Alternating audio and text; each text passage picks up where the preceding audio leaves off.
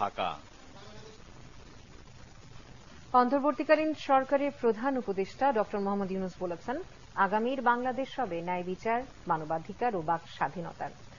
দারিদ্র্য শূন্য, বেকারত্ব শূন্য ও শূন্য কার্বন নিঃসরণের লক্ষ্য অর্জনে সরকারের অঙ্গীকারের কথা জানিয়ে প্রধান উপদেষ্টা বলেন, আগামীর বাংলাদেশ হবে অন্তর্ভুক্তিমূলক।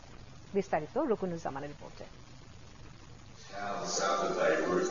শনিবার রাজধানীর প্যান প্যাসিফিক সোনারগাঁও হোটেলে বে অব বেঙ্গল কনভারসেশনে যোগ দেন অন্তর্বর্তীকালীন সরকারের প্রধান উপদেষ্টা ডক্টর মোহাম্মদ ইউনূস। অনুষ্ঠানে দেয়া বক্তব্যের শুরুতে প্রধান উপদেষ্টা জুলাই অভ্যুত্থানে ছাত্র শ্রমিক জনতার আত্মদানের কথা স্মরণ করেন।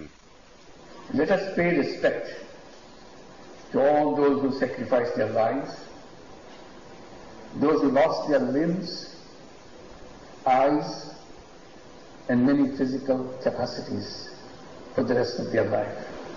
প্রধান উপদেষ্টা বলেন, জুলাই বিপ্লবের আকাঙ্ক্ষা অনুযায়ী ভবিষ্যতের বাংলাদেশ গঠিত হবে মানবাধিকার, বাক স্বাধীনতা, ন্যায় বিচার ও অন্তর্ভুক্তিমূলক। Voices of the entire nation, voices that have demanded change, voices that continue to push us all to build a future based on human rights, freedom of speech, justice and inclusion. অন্তর্বর্তীকালীন সরকারের প্রধান উপদেষ্টা doctor Mohammad Yunus আরো বলেন, সামাজিক ন্যায় বিচার ও রাষ্ট্র সংস্কারই সরকারের প্রধান চ্যালেঞ্জ। তিনি এ সকল কাজের জন্য ধৈর্যের সাথে অপেক্ষা করতে দেশবাসীর প্রতি আহ্বান জানান। Working with the villagers, working with poor women, seeing their courage and being inspired by their strength.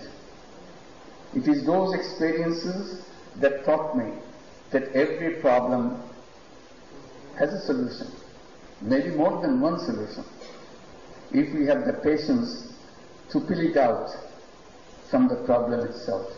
শূন্য কার্বন নিঃসরণ, দারিদ্র্য শূন্য এবং বেকারত্ব শূন্য সমাজ গঠনে ৩ শূন্য অর্জনে সরকারের লক্ষ্যের কথাও বলেন প্রধান উপদেষ্টা।